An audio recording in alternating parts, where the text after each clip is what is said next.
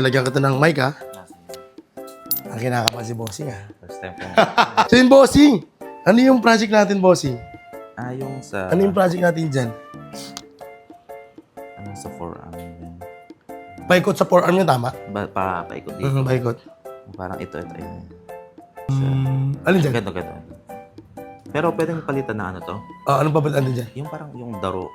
Darumadal. Okay. So, pudog siya, tapos lalagyan natin ng darumadal. And then, ako nang bahala sa the rest. The rest ng... Okay. So, kailangan din natin maglagay ng ano dyan ng bulaklak. Okay lang. Okay sa'yo yun? Okay lang. Para hindi masyadong ano. Parang Cherry blossom, mga ganun. Opo. Yan, tama si madam. May idea si madam. Pwedeng kunin na sa araw. Isang araw to. O, tapos, pahinga ka na bukas. Parang ganun. Okay yun? Pero kaya nang tapusin ng... Oo. Kaya mo ba? Kaya naman siguro. Kaya yan. Pero ma'am, medyo matatagal na to. Gusto mo mag-mall.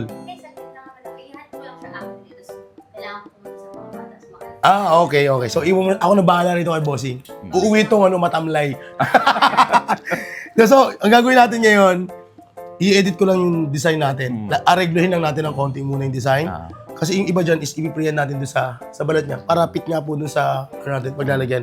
Tapos black and gray tayo, no? Black and gray. Siguro kung cherry blossom yung gagamitin natin, lagyan na lang din natin ng kulay cherry blossom. Para mas maganda. Mas kita mo yung magpapap up siya. Kasi kapag itim na lahat, parang sayang naman yung cherry blossom, mawawala yung black and gray the rest, tapos cherry blossom yung may kulay. No? Okay, game. Good day mga pate at panibagong araw na naman. Ang project po natin dito mga boss ay isang custom design na oriental. Bali, half sleeve wrap around po ang gagawin natin ngayong araw mga bossing ha. At kukunin lamang natin ito ng isang araw. Dito mga bossing is meron pong ipinakitang idea yung ating bossing at ang request niya rito ay lagyan ito ng pudog at lagyan din po ito ng darumadal. And then the rest po mga bossing is tayo na po yung bahalang mag-adlib para mabuo natin itong half sleeve niya. At dito rin pala mga bossing is meron pong unfinished tattoo yung ating bossing na pinagawa niya po sa ibang bansa na linya malamang po yung nagagawa at ang plano ng ating bossing ay ipagawa ito sa atin sa susunod na pagbalik niya. At ito request ng ating boss. Boss, ito yung design natin. Sample lang naman to. So ayan, nakaganyan siya. And then, buburayin natin yung nasa paligid niya. Lalapat na yun sa paligid mo. Ano masabi mo, boss? Ayos, solid. Dali. Ayos. Diba? Game? Game. Ayos. Game. Nice. Pati muna natin yung ating design. Gagalaw. Okay. Masakit ba? Masarap. Pilay eh. Kailangan naman. Masayis na pala pinuntahan mo, bossing eh. Hindi pala. Mali natin napuntahan niya. Hindi pala tattoo eh. Okay, relax lang. Yung braso niya, relax yan ha. Relax na to. Yan yung relax yan. Huwag ka muna yuyoko para di siya deform. So yun mga boss, ito yung project natin yung araw.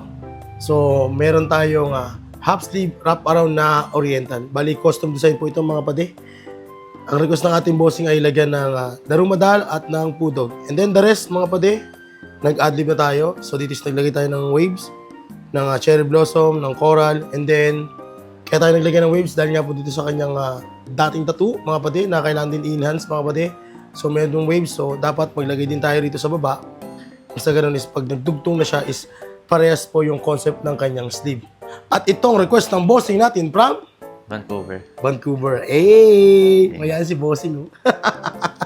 So, muli, ang project natin ay half sleeve wrap around na oriental. At kukunin natin ito ng isang session lang, mga pade. At sana kayanin ng ating bossing. Game! At ayun na nga, game na tayo. So dito mga bossing, hindi lang pala yung ating bossing ang magpapatato. Kasi nandyan din po pala ang kanyang misis na magpapatato din po doon sa ating co-artist. Buti na lamang po talaga mga bossing is nabuyo natin yung kanyang misis na magpatato na dito sa ating co-artist. Gawa nga po ng dinaramahan natin. Ang sabi ko kasi mga bossing is, Madam, magpatato ko na kasi panggatas lamang po. Wala pa naman pong anak yung ating co-artist. Pero buti na lamang po talaga mga bossing is pumayag naman po yung misis ng ating bossing na magpatato. At ng plano din pala talaga niya mga bossing is magpatato at talagang nire-ready lamang po niya yung kanyang sarili. Nga pala mga boss, meron pala ng tanong sa ating kahapon habang tayo ay naka-live.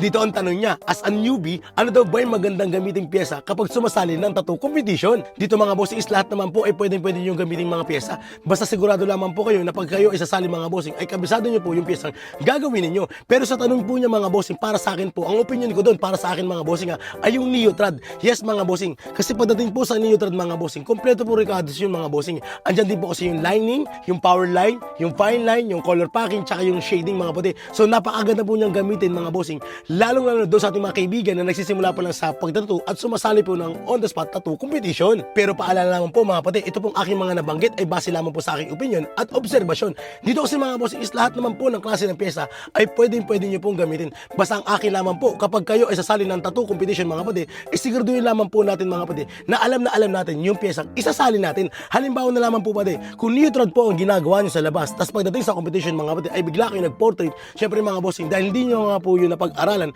posible po talaga na maligaw-ligaw po kayo doon sa inyong mga ginagawa. Dito mga puti, kung mapapansin nyo, meron pa rin po tayo mga kaibigan na sumasali ng mga on-the-spot tattoo competition dahil nga po per kategory na mga puti, alam na po nila mga puti kung saan sila papasok dahil nga po yung kategory papasukan nila mga puti ay sure tayo na kabisado nila yun at alam na po nila yung mga technique or piyesang gagawin nila. So sana po ay nakatulong po itong ating simpleng tip, lalong doon sa ating mga kaibigan na nagsisimula po lang po sa pagtatattoo. So ito po lang ating finished product mga boss at total of 8 hours o diba, grabe ang tibay ng ating bossing at kinuha na niya lamang po talaga ito ng isang session. At ito naman po yung finished product po ng ating co-artist. Sa may mga may katanungan, message lang po sa ating Facebook page sa Lloyd Tattoo. Yun lamang po. Maraming salamat!